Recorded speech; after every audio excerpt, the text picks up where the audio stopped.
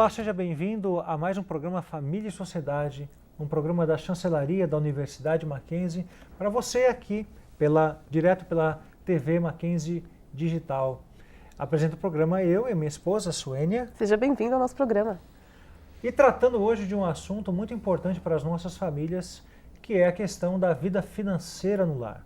Nós trouxemos para você um convidado especial, especialista nesse assunto, que é o pastor Joel Cardoso. Ele é o pastor titular e presidente da Igreja Metodista Renovada. É isso, pastor? É isso mesmo. Obrigado pela sua presença. presença. Estar aqui com vocês hoje. Nós é que agradecemos.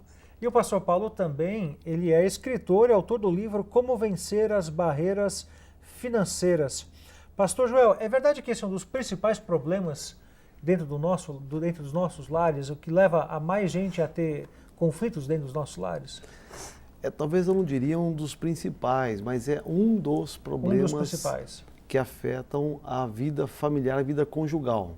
Né? A questão financeira, ela pode acentuar, a crise financeira ela pode acentuar um relacionamento ruim, e nós temos aprendido nesses 26 anos de pastorado que Deus tem permitido, eu tenho aprendido a ajudar, na verdade, à luz da palavra de Deus, ajudar famílias a ter uma direção correta na questão da administração financeira dentro de casa, dentro da família. Pode falar. Que tipo de questões financeiras que causam maior conflito? Uma das questões é a questão da individualidade. Quando nós falamos de família, nós temos que pensar numa unidade, num todo. Uma equipe, né? Numa equipe. E, em regra geral, nós não somos formados ou informados a respeito de como lidar com as finanças. E dentro da própria igreja, muitas vezes, nós não temos esta prática. Alguns até condenam. E nós descobrimos na palavra que, muitas vezes, uma falta de informação pode gerar uma crise, e uma delas é a questão da individualidade, porque as pessoas vão para o casamento, para a vida familiar, sem muito preparo. Então, eu levo as minhas questões financeiras e a outra parte leva as suas questões financeiras. E há uma separação, até uma divisão financeira, até às vezes de comum acordo, mas que no final nós percebemos que os resultados são muito insignificantes. E quando, na verdade, nós entendemos à luz da palavra que quando o casal ele tem o entendimento correto da administração financeira, então ele deixa a sua individualidade para ter uma coisa comum, para buscar alvos comuns, para que possam ter uma vida de conquista. Agora, eu já ouvi uma vez uma mulher falando, ela já tinha uma certa idade, uma mulher de meia idade, casada há uns 20 anos por aí, e ela dizia assim, eu não comecei a trabalhar porque eu quis, eu comecei a trabalhar porque o meu marido não me dava nada, eu tinha que pedir autorização para ele até para comprar uma lingerie, foi a expressão que ela usou, né? Aliás, aí eu vejo isso, né, que desde a década de 60 para cá, a mulher tem entrado no mercado de trabalho cada vez de maneira mais acentuada. E uma das justificativas é essa, porque eu quero ter a minha própria individualidade, minha própria independência financeira, ou seja, já tinha um marido egoísta dentro de casa, né? Aí o que a gente percebe é que o modelo se duplica, não é? Porque em vez de agora a mulher trazer a solução, ela vai imitar o comportamento do homem, não é? Ela vai também ser individualista como ele era, não é? Com certeza. E isso é tão verdade que isso tem sido a causa de muitos casamentos não terminarem bem, porque a mulher ela vai para o mercado de trabalho não para ser uma ajudadora, mas para ser uma concorrente e ter a sua individualidade. Então, eu cuido das minhas coisas, vira uma competição. Então, eu cuido das minhas coisas, você cuida das suas coisas e não se presta mais contas. Então, perde-se o que diz a palavra, como andarão dois juntos se não houver um acordo, uma concordância entre eles. E uma das grandes verdades bíblicas é que quando nós fundimos, né, casamento é isso, essa fusão, quando nós fundimos as nossas relações, quando nós fundimos a questão financeira, então nós conquistamos mais desde que haja um comum acordo naquilo que se é feito. Pastor Joel, o senhor acabou de falar agora sobre princípios bíblicos, né, que deveriam reger também esse relacionamento. O senhor sente que os cristãos, de maneira geral, tem dificuldade de levar espiritualidade também para o bolso? Infelizmente, esta é a grande verdade, né? Tendo em vista, inclusive, alguns exageros que a gente percebe até dentro das igrejas, né? O que o senhor vê que demonstra isso? O senhor tem algum caso assim? Isso, ao longo faz 20 anos, né, aproximadamente, que eu ministro esse curso em várias igrejas, em empresas, até para famílias, né, pessoas individuais, e alguns disparates que a gente encontra, por exemplo, pessoas que não têm critérios, por exemplo, para gastar. Então, que entram no consumismo, né, o uso de cartão de crédito, né, indevidamente, além da medida, o cheque especial. Então você percebe que as pessoas, elas não têm muito critérios para estabelecer uma política financeira dentro de casa ou até individual. Fazer um planejamento, né, na verdade, dos seus elas não gastos, têm, exatamente, não da sua têm um receita. planejamento até mesmo para que possa saber aonde querem chegar e como chegar, né? Quais são os caminhos. E a Bíblia, ela dá muitas referências a respeito disso, a respeito de como você planejar, como você administrar as finanças dentro de uma coerência, né, daquilo que Deus quer para nossas vidas. O senhor acha que a diferença de interesses, por exemplo, a mulher se interessa mais por artigos de moda, né, por coisas que desse sentido, né, pelo sapato novo, pelo vestido. O homem se interessa mais, talvez, pelas bugigangas, né, pelos aparelhos carro, eletrônicos, por um carro novo, moto, por um né? celular mais moderno. O senhor acha que isso também atrapalha? Esse conflito de interesses entre o casal também influencia nessa dificuldade? Às vezes um fica intolerante com o gasto do outro, né? Exatamente. Então, esse é um problema que pode ser administrado desde que haja uma concordância. Por isso, quando a gente fala de família, o ponto crucial de tudo isso é a concordância e a questão do planejamento, né? Tudo é possível conquistarmos dentro de um prazo, dentro de um planejamento e chegando cada um na sua vez, na sua hora. É o momento de termos isso, é o momento de eu ter isto, né? Eu tenho que abrir mão, muitas vezes, dos meus valores, das minhas questões, para ajudar o outro, para abençoar o outro, né? Então, mas pode ser um ponto até de discórdia, a questão dos valores, como você colocou, né? Das buscas diferentes, né? Quando a gente fala de família, uma das coisas que a gente trata muito em planejamento financeiro é questão de ajudar a família a sair da crise. O planejamento não é só na conquista, né? Eu tenho visto que nós temos que ajudar as pessoas a se planejarem para sair das dívidas. Já estão numa situação difícil, né? Porque já estão numa situação difícil. Acho que esse é um assunto que vale a pena a gente se deter mais, né? Se você está aí na sua casa com dificuldades financeiras, reclamando do marido que gasta com o que não deve, ou pensando que a esposa esse mês extrapolou um cartão de crédito, não saia daí que o pastor Joel vai trazer dicas importantes para a gente no próximo bloco de como sair de uma situação como essa. Até mais no nosso programa Família e Sociedade.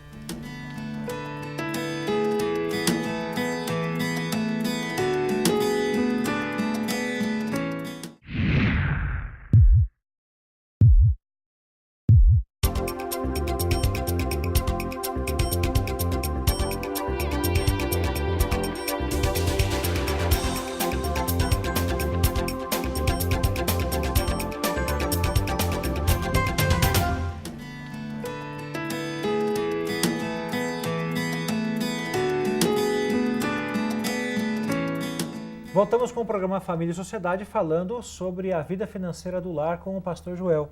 Pastor, o senhor tinha falado no bloco anterior sobre não somente a necessidade de se planejar para não entrar na crise, mas também, como é o caso de muita gente que já está na crise, né? Que conselhos o senhor dá para aquele que está passando por problemas aí, está com a conta estourada, cartão de crédito estourado, o que fazer numa situação dessa? Já está discutindo demasiadamente com a esposa ou com o marido, né? Já não consegue entrar em acordo de jeito nenhum. Porque quando a crise ela está instalada, então a tendência de cada um de nós é procurar os culpados. Exatamente. Quem foi que gastou mais? Aonde que se gastou? E quando eu ministro esse curso nas igrejas ou empresas, é interessante porque, em regra geral, infelizmente, as pessoas já estão com um problema. Elas estão necessitando de uma ajuda. E é interessante que até empresas que não têm nada a ver No meio evangélico, os princípios que nós ministramos são princípios todos da palavra, que é uma ajuda muito grande que as pessoas elas recebem com gratidão de saber como que Deus ele se preocupa com o bem-estar da pessoa, da família, principalmente e também na área financeira. Então, a questão é que em todo ano, em toda a nossa história de ano, por exemplo, nós costumamos orientar as pessoas a ter um bom planejamento desde o começo do ano. Porque no final do ano, né, no momento que as pessoas recebem o 13º e, em regra, já está comprometido para saldar dívidas. Então, a primeira orientação que nós sempre damos às famílias que estão com dificuldade financeira, primeiro, é parar de discutir ou descobrir quem é o culpado, porque isso só vai levar a uma crise conjugal, uma crise familiar. Em segundo lugar, nós ministramos a importância da unidade da família, porque como a família está em crise, às vezes financeira, então o marido não quer mais alimentar algumas questões da esposa, e a esposa também não quer mais pôr o dinheiro em casa, porque tudo que vai entrar vai somente pagar as dívidas. E os filhos, por sua vez, eles também não querem colocar o dinheiro em casa, não querem ajudar, vive a sua independência, porque sabe que o pai e a mãe estão com um problema. Então isso, acho que então a solução é tentar, em primeiro lugar, tentar estabelecer um caixa único. Isso seria isso? Exatamente. Porque hoje é muito comum, né? Como a esposa trabalha, o marido, cada um tem a sua vida profissional, é muito comum que cada um tenha a sua própria conta e cada um administre o seu próprio dinheiro. O senhor acha que isso é uma coisa saudável? Então, cada um, eu creio assim, né? A Bíblia, Jesus fala assim, olha, toda casa dividida, ela não subsistirá. E no meu entendimento, casa dividida não é só a divisão de pensamento, mas é a divisão de questões financeiras também.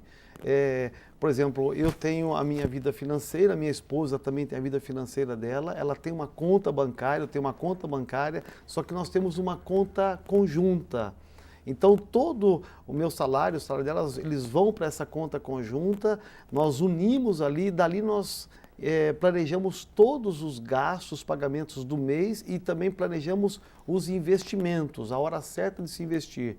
Então, para sair de uma crise financeira, planejar uma crise financeira, uma saída de uma crise financeira, está a unidade.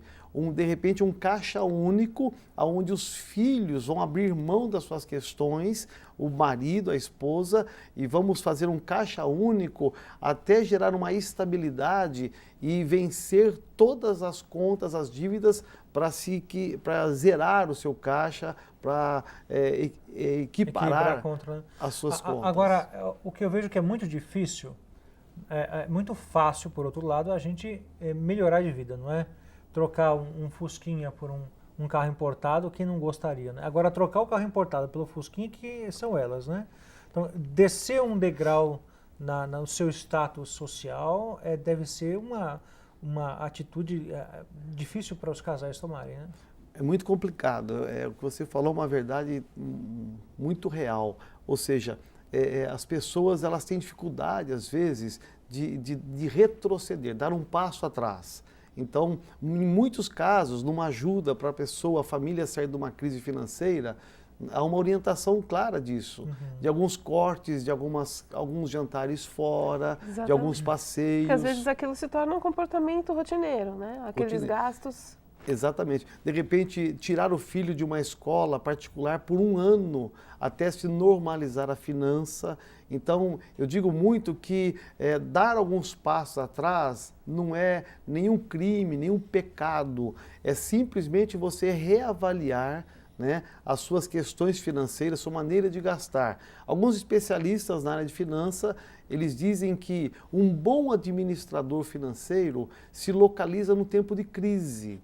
Porque no tempo em que o dinheiro... Das vacas gordas? Das vacas gordas é fácil, né? Não se calcula, não se mede, então vai se gastando sem nenhum critério. Agora, o grande lance da vida financeira se descobre quando existe uma crise. Você regrar as coisas e direcionar corretamente para onde que se vai o dinheiro.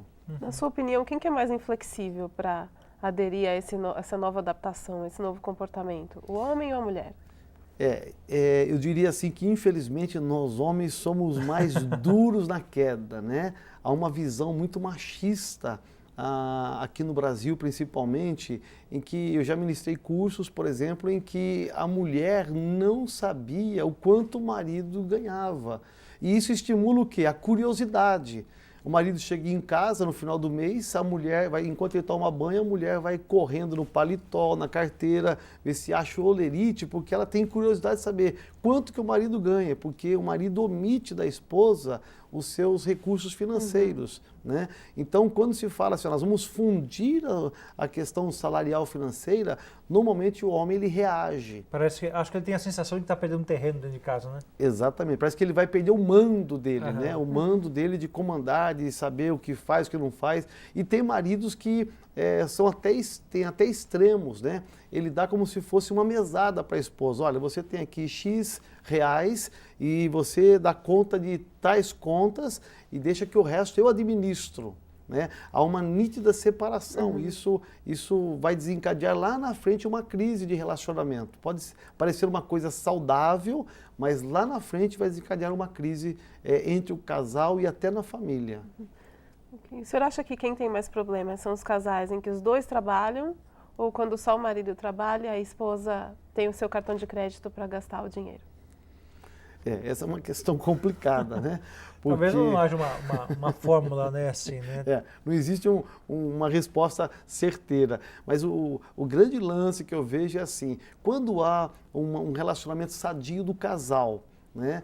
Eles estão de comum acordo, eu acho que independe dessa questão, né? Porque a mulher ela tem uma concordância do marido, o marido concordância com ela, né? Eu tenho, por exemplo, na minha vida particular, estou casado há 26, vou completar 27 agora em 2011, né? Então nós temos assim, uma concordância em todas as áreas e principalmente na área financeira, que é uma área que eu ministro, né? Então há uma concordância, ela tem os gastos planejado, ter um gasto planejado, há um comum acordo naquilo que nós fazemos, nos investimentos, nos gastos, né? Então, independe da questão da pessoa ter o cartão ou não. Agora, existe, infelizmente, uma chamada muito grande na mídia a questão do consumismo. Sim. Pastor, sobre essa questão do consumismo, vamos tratar em particular no próximo bloco, porque eu acredito que seja a maior fonte de tentações para desestabilizar o casamento, não é, na vida financeira. Então não saia daí. Consumismo e contentamento no próximo bloco, no nosso programa Família e Sociedade.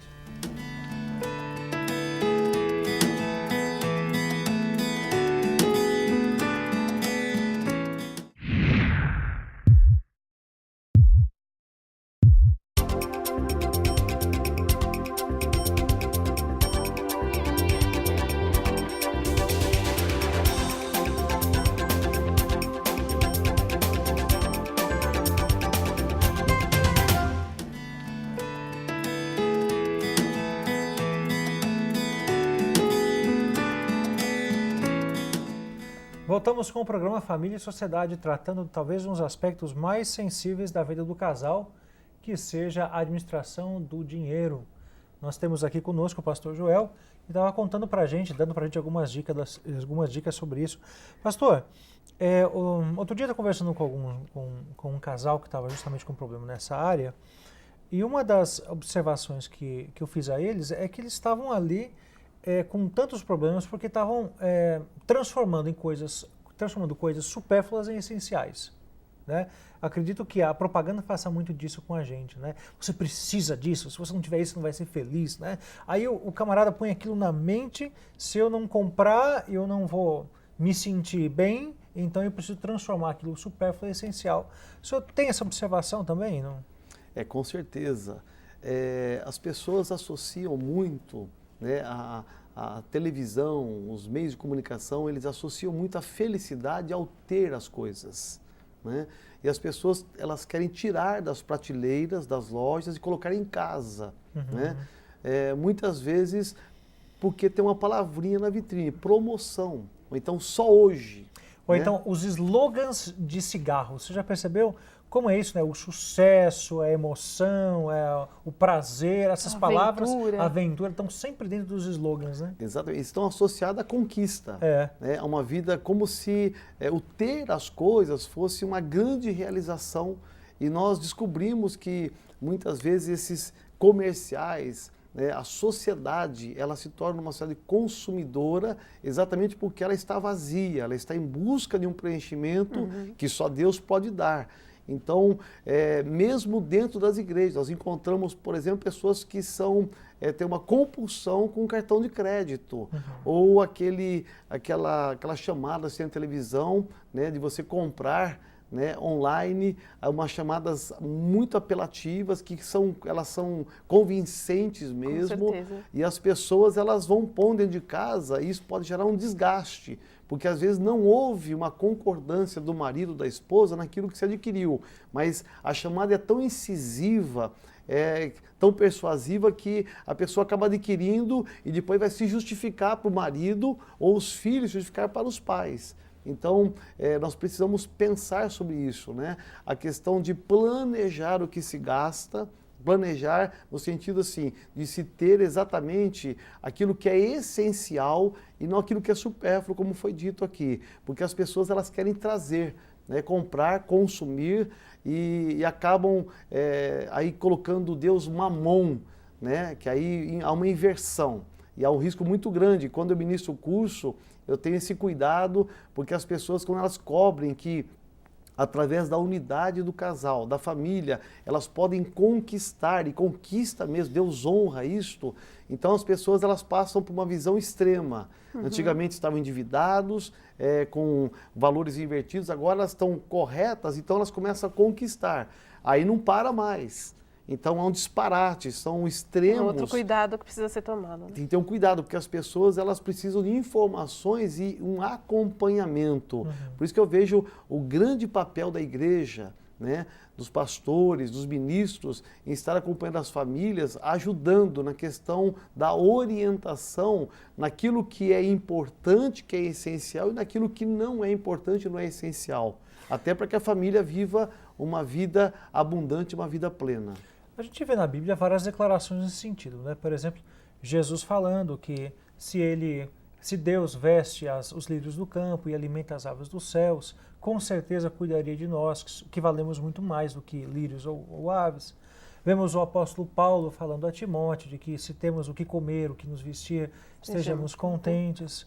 Como fazer com que o cristão, ou até mesmo toda a sociedade em nossos dias, consiga se contentar com aquilo que parece ser tão pouco? Como? É verdade. A Bíblia fala, quando Jesus fala esse texto, e o apóstolo Paulo, ele fala sobre o Deus presente que supre as nossas necessidades, mínimas que sejam, né? Então nós temos que entender que, por exemplo, dentro de uma própria comunidade, de uma igreja, existem filhos de pais que têm uma situação financeira muito boa e que convivem com pais que ainda estão vivendo uma luta e que as diferenças elas são gritantes. E às vezes até os filhos têm dificuldade em entender por que meu pai não tem, não pode me dar e o outro tem. Não é? Então nós temos que ministrar com muita habilidade essa questão do Deus que supre as nossas necessidades básicas, mas o Deus que espera de nós e tem para dar para nós muito mais. Então nós temos, de um outro lado, textos que falam assim como o profeta Isaías, capítulo 1, verso 19, que diz assim: se quiserdes e me ouvirdes, comereis o melhor dessa terra. Então, ou seja, Deus sempre quer o melhor para nós. Então, ao longo da nossa caminhada cristã, da nossa caminhada conjugal, se nós fizermos uma retrospectiva, né, como nós éramos lá atrás, quando nos casamos, que talvez tínhamos poucas coisas, uma luta para comprar as coisas, né? E Deus vai dando ao longo dos anos, vai acrescentando e vai nos proporcionando uma vida melhor. Né? A vida cristã, ela tem esse aspecto de que há uma crescente, que Deus vai acrescentando. Né? A palavra de Deus fala que existem 4 medidas, Jesus fala, né? A boa medida, que é exatamente aquilo que está suprindo o básico, o necessário. Eu tenho que me conformar com isso, mas eu tenho um alvo, eu tenho uma meta, eu tenho um propósito. Qual que é? Chegar na medida transbordante, que eu vá crescendo degrau por degrau, ao ponto de Deus me dar tanto que eu posso abençoar outras pessoas. Aliás, acho que esse é o maior objetivo de receber, não é? Exatamente, de abençoar outras pessoas, né? De ajudar outras pessoas, e quanto mais nós damos, mais nós abençoamos, mais nós recebemos. Então, é um princípio de Deus assim É um maravilhoso. ciclo virtuoso, né? Agora, me parece então que existe nessa maneira de se relacionar com Deus um princípio necessário que é o da confiança, né? Porque se eu não confiar naquilo que Deus me dá, confiar nele como sendo meu provedor, meu sustentador, vamos assim dizer, eu nunca vou me satisfazer com aquilo que eu tenho, não é? Exatamente. Eu tenho que saber que ele é que sabe o que é melhor para mim, não eu, não é? Isso. O livro de Salmos, capítulo 1, diz assim, que a prosperidade ela vem no tempo certo, né? E é interessante que eu tenho que entrar no tempo de Deus. Né? E não ele no meu, né? Exatamente, porque a prosperidade ela envolve, né, não só a questão financeira, mas ela envolve todos os aspectos, a saúde, a família, o trabalho, o ministério, a obra de Deus. Além do mais, porque eu acredito que não exista prosperidade financeira saudável se ela não tiver sido precedida por uma prosperidade espiritual, né? Com certeza. Pastor, a gente está com o nosso tempo acabando, infelizmente. Acredito que muitas perguntas ainda ficaram por ser respondidas. E quem sabe possamos até gravar um outro programa aqui, né, com essas outras perguntas. Mas o senhor é autor do livro Como Vencer as Barreiras Financeiras, não é, que os nossos telespectadores vão ver aí na tela. O senhor gostaria de deixar um e-mail de contato também para o pessoal, se alguém quiser entrar em contato, ter mais informações? Com certeza. O meu e-mail é pastorjoel@renovada.org. pastorjoel@renovada.org. Será um prazer estar recebendo as perguntas e respondendo. Estou feliz aqui estar com vocês. A gente agradece. Que seja um tempo abençoado para vocês. Obrigado, pastor, pela sua presença, viu? Então, assim nós encerramos mais um programa Família e Sociedade. Obrigado pela sua audiência e nos vemos numa próxima oportunidade. Até o próximo programa.